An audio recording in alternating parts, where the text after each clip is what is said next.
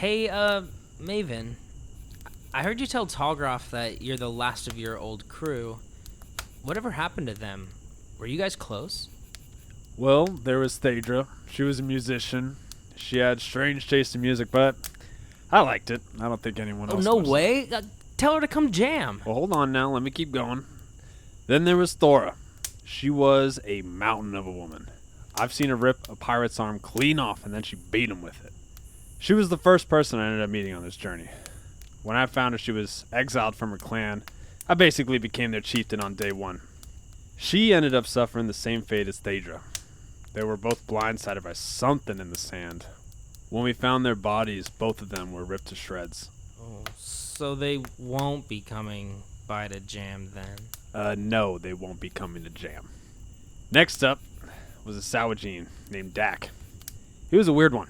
He kept talking about changing the society of Sawajin and making it all rainbows and sunshine. We had the same plan, except instead of diplomacy like he wanted, I was just going to tear their heads off. Not sure whatever happened to him, though. He kind of just disappeared. You tore his head off? What? No. But I bit out one's jugular with my teeth. Stay focused, Orion. Now, one of the smartest people I ever knew was a wizard, Valeth. He couldn't even walk up a hillside, but man, he was good at piecing together puzzles. He ended up dying from an undead wizard who punched him into oblivion. When we resurrected him, he came back as something else. Turns out something or someone had taken over his mind and body when we realized we put him down for a second time, for good.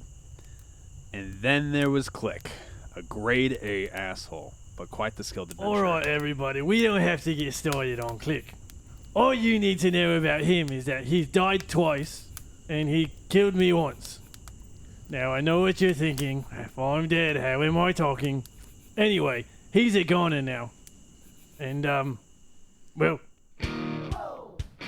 Hi, and welcome to the Lazy BardCast. I'm David Williams, the current Dungeon Master, and I forgot my dad fact for the night. Wait, why is it a dad fact? Dad fact. Oh, too much daddies.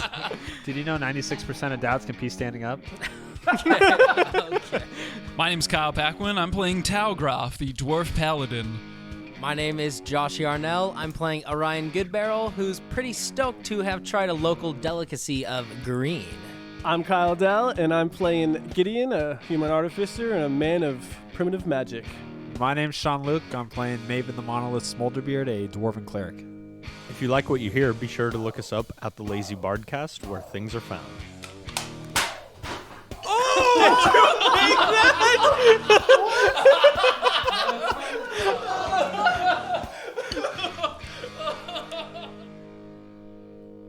Previously, on the Dungeon of the Wacky Wizard.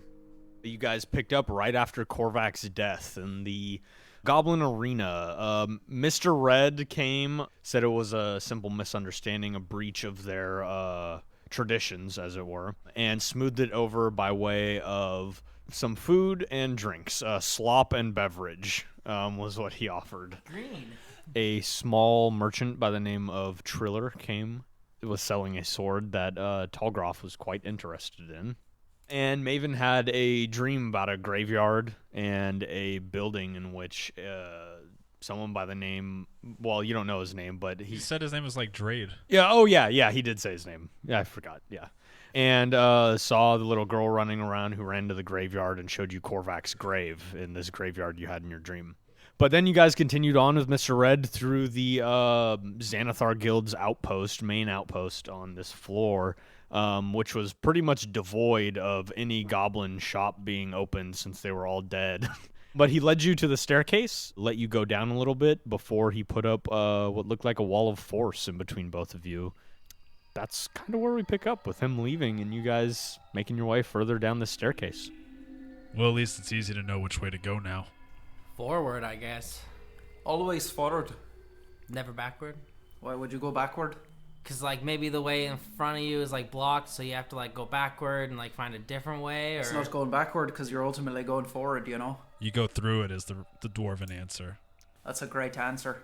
Huh. Orion, how far behind you does the Drift Club travel? 60 feet. Okay. So as you start walking down the tunnel, you can see the drift globe on the other side of the wall of force continue to make its way in your direction before it collides with the wall and goes flying in the opposite direction in a loud explosion. that you hear does not appear to be following you through the wall. Uh-oh. It appears to have tried to. I think the thing you guys gave me is acting up. You already broke it?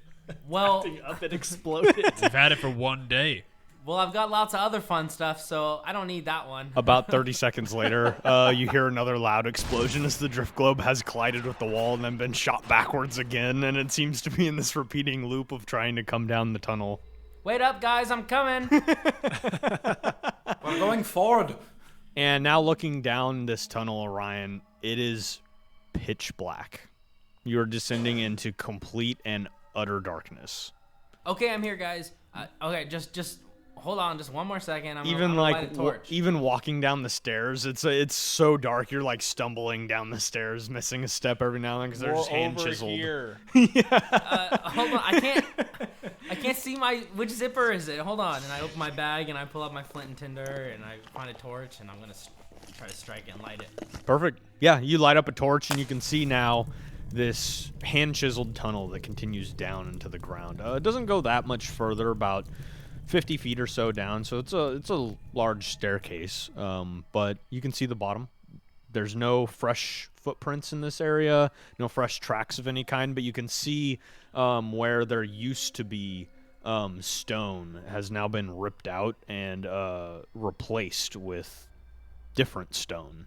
It almost looks like, even up the sides of the wall as you reach the bottom of the staircase, it looks like essentially a room was removed from this area, and you can see patches of walls where there used to be walkways or doors that are completely stoned up with like almost like a hard brown like clay wall material as opposed to the hard stone that continues forward into a door, and you can see that there's a sign above the door that says "Days Since Past Mishap." Underneath that sign, it says 999 in the 3 slots available, and then you can see all of these tally marks all across the wall where someone has carved in just tallies of how many days it's been since the last mishap, you assume. There are also, on the door itself, it's just a simple wooden door. It does have a few symbols carved into it. They appear to have 4 waving lines in the center of a circle with almost like arcane symbols around the edges of that, all contained within this one circle, and that symbol is repeated across the door itself. I'm going to pull out a piece of chalk and go up to the day since last mishap sign, and I'll just write over it 01. So you'll like change. Yeah, you go up to the sign, you can see it's like those flip boards. It's almost like the scorekeeper cards at like a junior baseball league. I'll just be like, we had a mishap yesterday, right? And I'll flip it back to 01. Okay, sure, yeah. You flip over the 9s and flip over the last 9 twice to make it say 001. Let's come on, Orion, let's go. I'm just having fun. I'm coming. This place is pretty weird. Let's get out of here. You open up the door, and looking inside, you see what looks like piles of bodies in the corners of the room, just in every single corner, but they don't... Sure. There's no stink to them. There's no organic material within any of these bodies. They all appear to be almost like pieces of scrap metal that have been put together. In the center of the room, you see a large, what looks like an innate golem, kind of just standing just completely still in the center of this room. He has like arcane sigils carved across all of his arms, but he stands a good 15 feet tall inside of this area. You can see that there are 3 stones that are attaching his... It's almost like his biceps on either arm, and then one in the center of his chest as well, that are all dormant at the moment. And as you walk in, you hear kind of a skittering in the corner of the room. Maven, with your passive perception, you can see what looks like a small, maybe made of steel cat with small bat-like wings that kind of darts through some of the metal in the back. You can see it's holding a small bag and darting throughout the metal in the back of this room. I'm sure nothing bad happens in this room. We should just keep going. I wonder if this is the room where they made that other thing we killed. The meat thing? Yeah, I mean, there's lots of meat around. I think is there only metal in here? It looks like people that have been built out of scraps. Hey, there's a door over there. Yeah. Do we have to pass the big thing they got over there? Yeah, it's just a square room, and this thing is it's standing just still in the center of the room. I'm gonna just use thaumaturgy to shake the ground a little bit, like 10 feet away from it. Sure. Yeah, you cast thaumaturgy. You see the stone, some of the rocks and rumble a little bit. Nothing seems to happen. Great, let's go. You guys walk into the room, and as you step into the room, the door behind you seems to suck shut. Suck shut? Yeah, almost like you... Like air pressure? Yeah, like a sort of air pressure. You know when you have like a fan on in your room or something, doors open, and eventually it'll go like... yeah. Or a window open, rather. I just was wondering if this door was organic and it... No. It doesn't do that. Okay. Baldur's Gate butthole doors. As the door slams shut, you feel the ground start rumbling, similar to your thaumaturgy, but louder. And it starts quiet, starts to grow and grow, and you watch as the crystals that are holding his body together start to slowly spin and move till they're quickly spinning in almost like a vortex. You watch as electrical like sparks of this purplish magic start to streak out from the gems and spread to his face, and you watch a symbol on his forehead appear, very similar to the one you saw carved into the door, and it's kind of slowly flickers before this large arcane golem stands up straight, and his shoulders snap back, and he puts his fist down, takes a few steps forward, and now his 15-foot stature of his slumped-over form is pushing 25 at this point, and made of complete steel. All the runic markings across his arms and his chest, all across his body, are now glowing this tealish light, kind of pulsating with his movements. Maybe we should run. Okay. To that other. I start moving to the door. Sure. Yeah, you run across and you reach out to grab the door, and a similar barrier of force as the one that you saw at the top of the staircase you like run into it as you clatter in with your fist, and it kind of pushes you back, not in a way that hurts you, but you're unable to reach the handle at all. Maven's like, all right, let's do this. This arcane golem, he slowly turns around. You can watch him kind of scanning each one of you.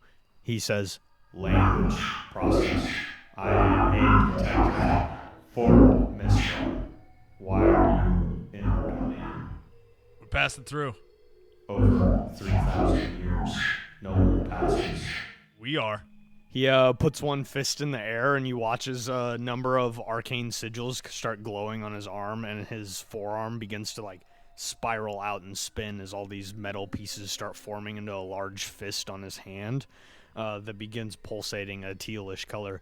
You have 2 seconds.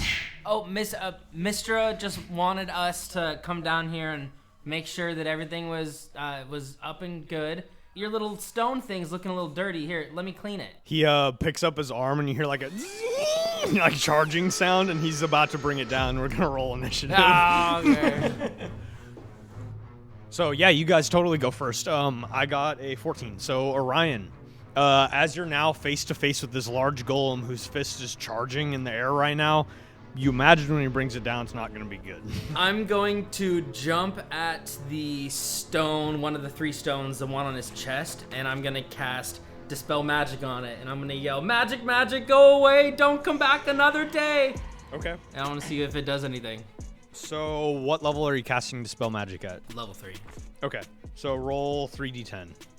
Interesting. Dispel Magic is a commonly 4. misunderstood spell. 19 total with the d10s. Cool.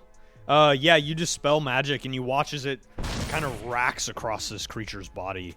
The gem that you grab onto for a second, as your hands get close, you feel this same force barrier holding you away from it, but you try and dispel, and you watch as the gem like slows down the center of his chest, almost like chunking, and the creature, his arm sputters for a minute before he picks it back up and continues just spinning the end of his fist. Okay. I'll just pull out my loot, and I'll stand strong next to Maven. We got this. Maven, you were the other one going towards this door, turning back around, seeing Orion doing what he's doing. Well, I'm going to use my boots, and I'm going to jump up and use my sword to bludgeon, and then I'm going to use my spiritual weapon to tag team it. Sure, yeah, because you cast your spiritual weapon as well, yeah. I'll roll for myself first. Do it. Do you want me to roll anything for the jump? If you want to do a called shot, I'll let you. It's going to be harder. I'll try for it. Sure. 26. Yeah, it hits. That's gonna be 12 damage from me. I just wanna, in like one motion, just jump into it with my sword, and then I'll roll for my spiritual weapon also. That's a natural 20. Okay. Max damage plus the roll. Yeah. So 10. 10. Nice. Yeah, you bash into the gym, and you watch as the gym again, it starts sputtering, and you see like one spider crack form up it, and then it starts spinning super quickly again now. You can see that the more he seems to be being damaged at the moment, the brighter the runes on his arms are glowing. I don't know if that's good or not. Is that it for your turn? I'm gonna step once to my left. Okay. Talgroth, it's your go. I think we'll need a little help here. And he'll punch his fist together with his other hand, and he'll cast Aid. Wow. Okay. Nobody ever uses aid. No, that's a spell that You guys you each... read it and you're like, that's a spell? Your hit point maximum and current hit points increases by 5 for the next 8 hours. Hit point maximum and what? And hit points in general. And current hit points. Yes. Up 5. Dude, that's super good. Yeah. When he punches his fists together, right before it connects with his hand, his kind of syrupy, silvery magic forms in a little ball, and it smushes it, and then it kind of floats out and lands on the other guys, and they kind of glow a little bit. Nice. Awesome. glowing. That brings us to the Arcane Golem's turn. As he reaches his fist up in the air, points it straight up, and you watch as a wave of force, it begins at his fist and then shears down his body, hits the ground, and you watch as this runic marking of the same one on his forehead appears on the ground. Everyone within 5 feet of him, I need to make a dex save. Yikes. Roll high. Yikes. Okay. Dex save, Orion. 18. Failure. Dirty 20. Pass. Talgroth has an 8. 8. Definite failure. So if you failed, you take 28 points of force damage. And as he brings his fist down at Orion. I say, brick! And I want to cutting words it. Okay. So Okay. do you want me to roll it? Or do you want to roll it? Oh, it's up to you. I'll roll it. Okay. 6 less. Wow, okay. So that brings it to a 10. Misses. Nice. Oh, yeah, nice. As he brings his fist down.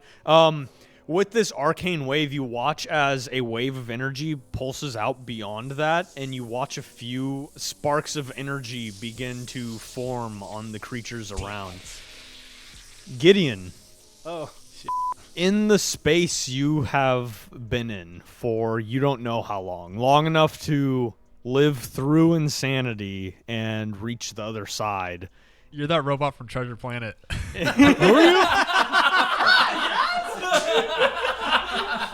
Wow.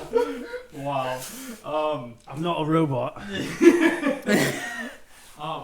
For the first time, you hear a sound, and it's faint, but you hear a sound. You hear a crackling of what you recognize as lightning for the first time, and you don't know how long you hear an outside noise. A faint purplish glow starts to take over kind of the dark expanse that you're in.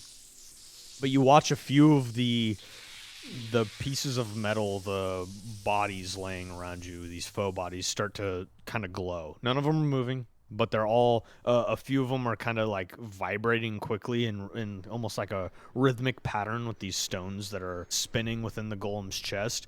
And as that energy connects with these beings, you watch as these gems go from a quick vibration to like a slow spiral in a circle. That brings us back to the top, Orion. You, sir, are gonna die!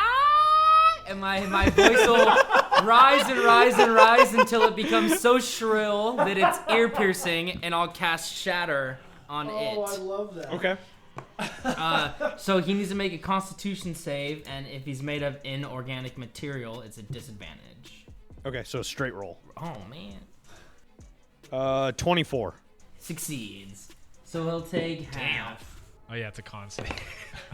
That's probably his high stat. 18 total, so we'll take half of thunder damage. And you watch as the magical essence of Shatter, it connects with him and explodes small pieces of steel, and you watch as his body, as this construct, the force that seems to be holding this being together, grabs onto the pieces and grabs a few off of the floor and puts them back together onto his body as he begins to rebuild himself from your spell. And your spell seems to have helped him more than hindered. Maven, it's your go. Cast hold person. Maven's going to. I want to jump up onto him, and then I'm going to cast Bestow Curse on him. Sure, yeah, just make an athletics check. If he's that big. Yeah. 27. Yeah, you grab onto him and feel a force fighting back. You imagine you can definitely stay on here if you'd like, but you can feel your fingers being crushed behind the plates that you're grabbing onto as this energy holding him together appears to be rejecting your presence, as you have to grab onto these plates to be able to hold onto him. He's just made of all these levitating pieces of steel. Okay. Well, I don't like that. So I'm just going to jump up and cast Bestow Curse on him then. Okay. Feeling that, I'm just going to do it and then jump off. Sure. Or slide. So what kind of save? A wisdom save. 17. That saves. Nothing happens then. So you summon the familiar energy that you've just recently cast on Korvac's sword. And as it connects with this being, you feel that this creature made of magic, any sort of magical presence you emanate on it is going to be incredibly hard to find any kind of hold. Okay. I'll nod to my Hulk Hogan / spiritual weapon to hit him again. 18 to hit. 18 just barely hits. Okay, Jesus. 7 damage. So as your spiritual weapon, which looks like what, if you could remind me, please?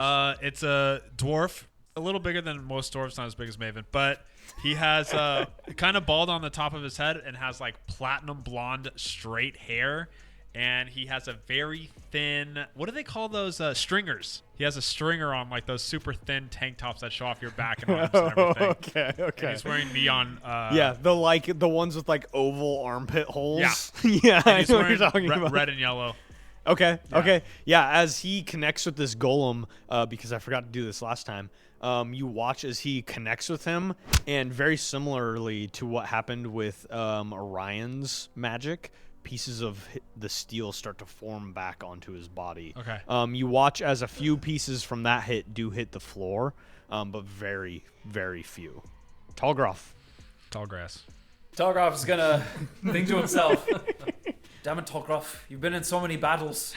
You got to remember, you probably have time to attack twice. He's gonna run up.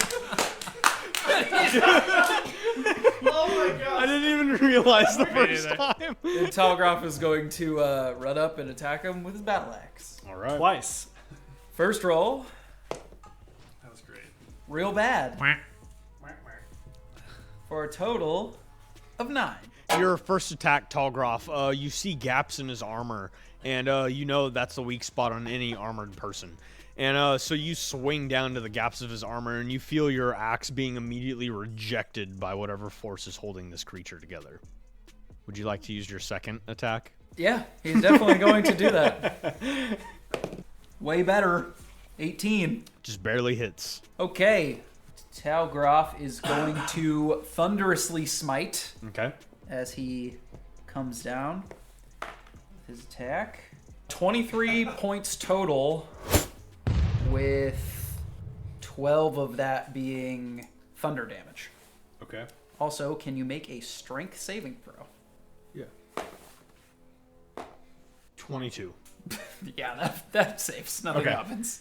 So you connect with your weapon, and you feel your weapon dig into some of his steel that's holding his body together. As your thunderous smite blows out of that hole, you watch as the various pieces of mercury that you kind of use as your spell components, some of them get absorbed into his armor as you release this spell into his body and reforms some of that material. You did some damage. Magic helps it.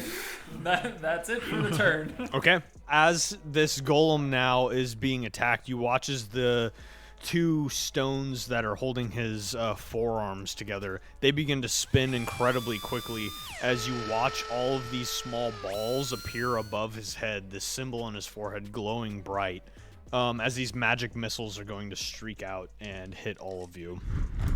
So we got 3 on Orion, 4 on Maven. I was about to say none for me. Sweet. So you're getting 3 points of damage. Which is force, I believe. 4 points. It is. 4 points. You're Immune to immune. magic Wow, missiles look with at that. Brutish You're a freaking brooch. I go, no, please don't. And then they all just bounce off the Yeah, boat. so we'll get to that in a second. Maven, you're getting 5 of these. So 3, Wait, give them all to me. He doesn't know that. 7, 9, I remember when I had a Brutus shield. 14 points of force damage. I rolled really low on all of those. As all these missiles streak out, Orion, you duck down terrified, and the two of you, Maven and Talgroff, watch as these magic missiles collide with an invisible barrier against Orion. None of them appear to strike you. Maven, you feel 5 of them pelt into you, and while they don't hurt horribly, you can feel them like pushing into your armor. You can feel that there's going to be bruises beneath where those missiles connected. So then he's going to bring down each fist one time. One fist, one time. So first, I guess I should have said it. First one was at Orion. That was only, it was a terrible hit anyway. And second fist is going to be a Maven. I haven't even peeked my head up yet. Maven, that's a 24 to hit. That hits. Okay. 18 points of bludgeoning damage as he brings his fist down directly onto you. You block as much of it as you can with your sword, but you're just wishing you had a shield at this point. Okay. That's it for his turn. Gideon, you feel the energy, whatever energy was pulsating, you feel everywhere across your body starts getting pins and needles. It's the worst feeling. And it's reminiscent of when a sword was driven through your chest, of when the last time you really remember consciousness. There were those flicks of moments in a field hospital. But beyond that, this is the familiar feeling of dying. Orion, sure go. I guess I'll use the blade then. And then I'll pull out the rapier and I'm just going to take some slashes in between the plates on his Sure. feet. Yeah, Legs. go for it. Ryan just asking if I should do this and then not getting an answer and then just doing it. And then just doing it natural. Wait, lucky! Heyo! No. Halflings are lucky. Oh yeah, you're a halfling. Still bad. 12 to hit. Okay, miss on your first one. Oh, you only get one, right? Yeah. So you go to slash at this creature with your rapier and realize as you slash across his armor that rapiers are meant for stabbing. You're like, I was dang asking, it. I'm like, aren't they Dang it, meant I'm for using stabbing? my weapon wrong. It's new. Is that it for your turn? I'll skirt around it, so I'll go, Maven, you got this! And then I'll give him some inspiration as I'll stand next to Tallgraph. All right, nice. Okay, Maven, sure go. Maven's going to get ready to jump up again and hit him. Then I'm going to, with my tag team partner, try and hit him in the chest again. Okay, you're doing another called shot? Yeah. Okay. I'll go first. Okay, go for it. Not good. Inspiration. It's not good enough to use inspiration. That's what I was wondering. I'm going to use the roll for What was it? 3. Oh. You could have. 24. 24 on the called shot just barely hits. Max damage. How much is max Or damage? 8 damage. 8 damage? Yeah. Okay. So you watch as he connects with this stone in the center of his chest. I was like, hello. But he connects, and you watch again as a lot of those small pieces of the gem itself kind of shatters outwards before these almost tendrils of force come out and pulls as many of them back as they can into the chest piece. A few of them hit the floor. Talgroff. Talgroff is just gonna look at Orion in what he was trying to do with his rapier, and then at Maven, and just go, all right. Yeah, it kind of looked like Orion just kind of slapped the side of this golem with a rapier. It was like, I think I nicked it. He's not gonna like that. Talgroff's magic is going to ignite in his eyes, and he's gonna keep his thunderous smite and just start attacking it a Okay. couple more times. Are you sure? First attack is decent. 16. 16 unfortunately misses. Okay. Second attack. A little better. 17. 17 just barely misses. As you swing twice at this golem, again, this force, this energy is just pushing your blade away from him. And the few that you're able to get through that energy just barely claying off the armor that this golem is created of. Golems go. You watch as he brings one fist down behind him in Orion's direction, another fist in Talgroff's, and you watch 8 more orbs form above his head. As none of them now are going to go to Orion, you can tell he almost immediately learned from that casting. He appears a very intelligent creature. He's just going to split it even, 4 and 4. Talgroff, 4, 16 total points of force damage. For Maven, 13 points of force damage. As all these magic missiles streak out, and then Orion, you're going to get 1 slam attack from this golem. That is a 19 to hit. Hits. You take 25 points of bludgeoning damage as he brings his fist down. Are you down? I had 25 HP. Oh my gosh! So, I have inspiration. Okay. And you said that if I ever drop to 0 with inspiration, I can come back with 1. Yeah, you guys can come back with 1 if you want. I only wasted on that. So this golem clubs you down. His entire fist meets the ground with your body, and then as he lifts it up, you just kind of come up with his fist still stuck to his fist. And then are left just kind of dazed, but still up. You're at 1 HP. His second attack, 21 to hit. You, Talgroff. Yeah, that hits. You take 22 points of bludgeoning damage. I had 22 HP. Wow! What? Oh, man. As he brings his fist down onto Talgroff, just clubbing him into the floor. Okay. Gideon. You better be a fucking cleric. Yeah, totally am. This fight is way harder than I thought it was going to be. Gideon, as this purple glow continues to grow, you're taken out of the darkness. You kind of sit up a little bit, and looking around, you can see a few other figures sitting up looking equally confused as yourself. You can also see a large golem in the center of this room fighting a group of people. You can see your homunculus jumps to your side, this small cat, bat-like creature. With your bag. Looking down at yourself, you don't see any of your equipment on your person at all. Looking down at your body, you don't recognize what you see. Oh, this is strange. Looking around this unfamiliar room, the only thing you recognize is the symbol on the golem's face, and it's a symbol of the opposing force that you fought against. Would that give me any kind of insight on, I guess, weaknesses, strengths, anything like that I would know? You know, I'd say it's common knowledge to you. These creatures are creatures that fought in Mistral's armies. You have fought against these creatures before. Magic is not a good way to fight them. You know that they regenerate through magic. However, things such as dispelling, things of that nature, are incredibly effective. And looking at this thing, you can tell that either it hasn't been in a fight for very long or it's almost in perfect condition. Great.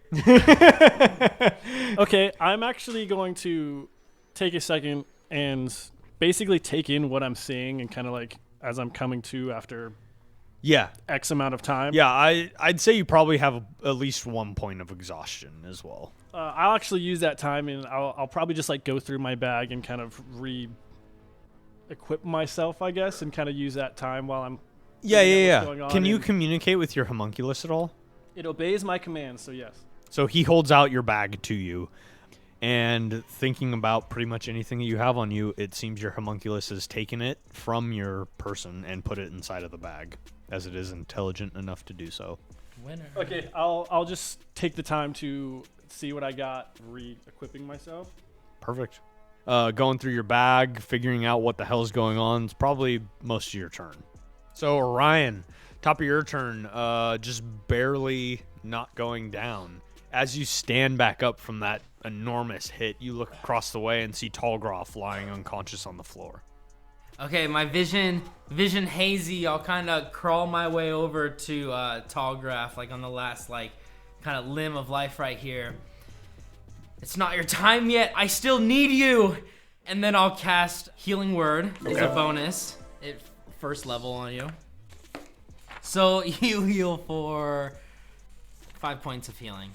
And that's a level 1 spell. You'll let me, my main action is a higher level. Yes, we are doing, you can cast 2 spells in a turn as long as 1 is 2nd level or lower. So then I will spit out some blood, and then I'll just kind of look over you all. Have you heard the tale of Curious George? And then I'll cast Polymorph on myself, and I'll turn into a giant ape. Ooh, okay. Ooh. Nice. Yeah, totally. That's awesome. Is that it for your turn, Orion? Yeah, just kind of like seething and pounding the ground. All right, nice. That'll end. Nice. Tallgroff, as you know that you fell unconscious with a blow, you felt your consciousness fade. And then with the sound of Orion's voice, you find yourself gaining consciousness. All right. Seems like I went down for a minute. Someone help me up. Thanks. Does the giant ape have a boyish charm to it? It does, and you can also see that the very youthful, like a big dimple. Yeah, and the strap that holds the loot on his back is the only thing that grows with his size. So you can still see this small little loot on the ape's back. Everything else seemed to have morphed into his body. Awesome. Must have been out longer than I thought. I'm going to, as an action, lay on my own hands and heal myself. Oh, okay. I was like, what's the play here? And I'm going to heal myself a lot, and then I'm just going to look at this other guy. You're awfully ugly. I don't appreciate what you're doing. And he needs to make a charisma saving throw as I cast Bane. Should be bad at this. But he got a natural 20. No, come on. For a 19. No. Well, you were right. He is bad at it. All right, nothing happens. Sorry, as the mercury kind of courses through your hands, healing your body, you sling some of it out as this creature. You just watch as soon as it gets within a certain distance of this golem, that force energy holding it together just disintegrates any form of your component that you were slinging at it. I did my best. All right, the Arcane Golem's turn. He's going to bring down 2 fists, one at the ape, one at Maven. So the one at Maven, that's a 15 to hit. Miss. And the one at the ape is a 17. Hits. Okay. 19 points of bludgeoning damage. Okay. He brings down his fist next to Avon, looking in your direction, Orion, then swings his fist and connects straight into your chest. You can feel like a few of your ape ribs kind of like cave in a little bit with the force of the pressure. Gideon, at the start of your turn, you look around and you watch as the other figures that had begun kind of stumbling up from these piles, they begin to almost fall back down, unable to grasp on to whatever energy it is that this golem was putting out. And you watch as that energy transfers from them back into this golem. You seem to have been able to hold on to whatever energy it was that was being put out from this creature. And you feel almost a moment of forced allegiance to this thing in the center of the room, as if whatever he had brought you back with was momentarily taking over your thought process, but you're able to shrug it off and fight it off. But you can feel this creature getting into your mind. So I'm going to stand up, and I'm going to gain my composure, and I'm going to use my bonus action to give myself some temporary HP as I feel like a charge kind of goes through as I'm kind of like almost charged up. And then I'm going to run up to this thing. I'm going to punch it twice. Okay. So what does everybody else see as you're standing up? What do you look like? So currently you see a heavily armored figure stand up. It's got a nice, kind of beaten up, but still nice top hat. It looks a little dated.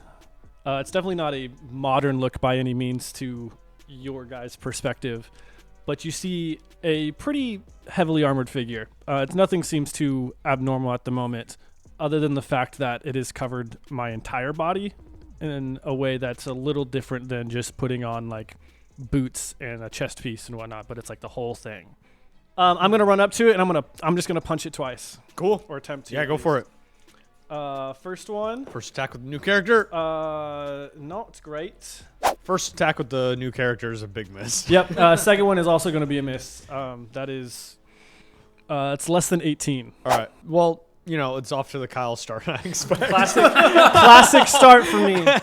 As you just now waking from a state of, you're not sure what mental state you've been in all this time, but waking from it dazed, you're having a really hard time finding your bearings, and you're just confused beyond anything. Mm-hmm.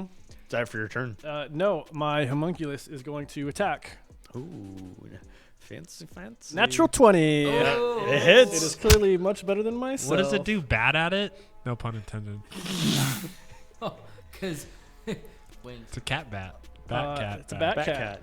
For a total No, no, max no, no, no, no, no, no, damage. no. Max damage. So we'll just say 4 damage of force damage. Yeah, you watch your homunculus go up to this creature, which it is well trained to do, as it begins pulling small pieces of the essence of this creature kind of from behind the plates, pulling it out from behind it. It's not doing a ton, but you can see it is doing something. Yeah, that'll be it though. That'll be my turn. Okay. Maven. Maven's gonna kind of squat down a little bit and put his hands together like a Kamehameha as some purple and green come into his hands, and he's gonna cast banishment on it. Ooh, okay. Yeah, please indeed. This is gonna be a freaking another banishment All on my David's bosses. He does have advantage. What is the 15? As you reach out, this energy connects with this golem. You watch as his form disappears from the room. Does the door open? Not yet. Maven's gonna just start healing himself. He's gonna cast Cure Wounds on himself. Sure. He's coming back, so get ready. Do whatever you need to do. We should probably leave. I don't think we can't. I'm gonna try the door. Sure, you go over. There's still that barrier in between the door and your hand. Hey, Orion, can you get this open? And then I'll kind of pound the ground a couple times until I dispel the polymorph form of the ape, and then it's just my little halfling form beating the ground. I'll try real quick. I'll try. Okay, I'll run over to the door, and then I'll say, okay, magic, go away. Don't come back another day. And I'll cast a spell. Oh, I thought you were just going to say it for a second. So you cast Dispel Magic, and at the same time, you all hear a popping sound I was wondering if you were gonna do that. as the minute passes, and the golem does not appear to reappear. And between whether it was the golem leaving or your Dispel Magic, you're unsure, but the barrier behind the doors disappears. I did it! Yeah, good job. And What's it called? Maven, you find no connection to your banishment anymore. And the creature is no longer here, so you know it has returned to its home plane permanently. Told him we'd pass. What the hell happened to it? It was there a second ago and then poof. It's Maven gone. did something. It's gone now. What'd you do? I made him leave. As you guys are all talking, you look over and see this strange creation There's another one. Kill it. still standing. Maven cast lightning bolt. Halt. I'm I'll cast hold person. Don't make me. I am going through a bag that my flying friend has been holding. I'll pull out this really fancy cane and just kind of I'm fiddling with the bag that I've got. Yeah, this bag, too, it's pretty small. Most of you are familiar enough at this point with pocket dimensions within containers, and this definitely seems to be one as he's pulling items that are 3 to 4 times as long as this bag out of. Whoa, you have a bag of holding? Let me check it out. And I'll just run over and kind of hover over you for a second. And who are you? Well, my name's Orion Goodbarrel. What's your name, friend? What is a boy like yourself doing here in such a place? Oh, well, I'm the leader of this group, and we came down into this well, and we're looking for some no-gooders and a shield. Telegraph whispers to Maven. He's getting a little ahead of himself, That's isn't he? fine. I'm sure he'll die one more time and then he'll learn his lesson. Okay. I must say, you guys have fascinating abilities. I haven't seen someone use magic like that since Maestra died. Wait, she's dead? Who? That was the name of the thing protecting that name, Maestra. Didn't really catch the name. I was too worried about the big imposing creature that Maven just suddenly was able to make leave. Call it the pop and lock. She was just assassinated not that long ago. Well, that's not really that important to us. The problem is we've been trying to get past this door. And, what is your deal? As he's looking at Talgroff and Maven. My name's Talgroff. Do you guys, out of game, have your holy symbols or anything like that visible? My loot. I'll get there. Okay. You see this symbol here? I'm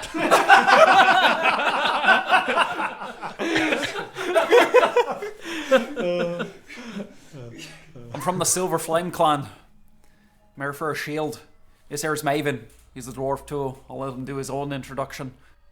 Let's see. How can I describe myself? Oh, birds fly, grass grows, and I kill pirates. Huh. You guys now see as you get a better look. My face from looking at it is my age is a little ambiguous. He's got like peppered hair, a fancy like slightly curled mustache, though probably not super kept at this point.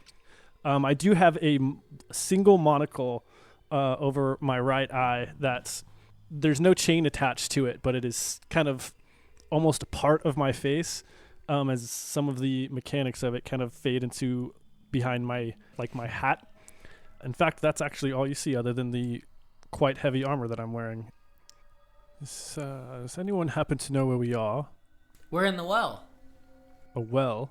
Yep, and we're heading to Skullport. Apparently, it's down here somewhere. I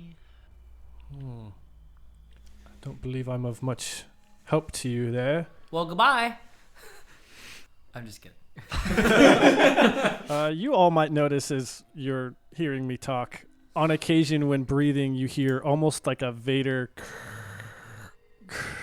kind of sound as I inhale every so often. Almost like a mechanical component to your breathing. Mm-hmm. He's the European Monopoly guy, but Kind a of. Warforged. Kind of. My head looks more human than Warforged, but you can't really get much else because it's covered in armor. And you see one arm has 3 fingers versus my left arm is normal, and then even one leg looks more mechanical than, not necessarily mechanical, but you can tell there's probably not a human foot under that. So yeah, that's what you see, and again, you're making connections to what you know now, but even looking at it, it still seems like really almost primitive in nature compared to what you're used to. And all of you looking around this room, everything in here looks very outdated. Something that might seem a little out of place in me is you see my cane. It's like a relatively fancy cane, but it does have like a crystal of some sort at the top where I would hold it. That looks probably the most modern and compared. It's a little out of place because it seems nicer and compared to everything else that is my person at the moment. Mr. Gideon, how long have you been down here? What year do you think it is? The year's, at this point, it's probably 1385. Well, that was a long time ago, mister.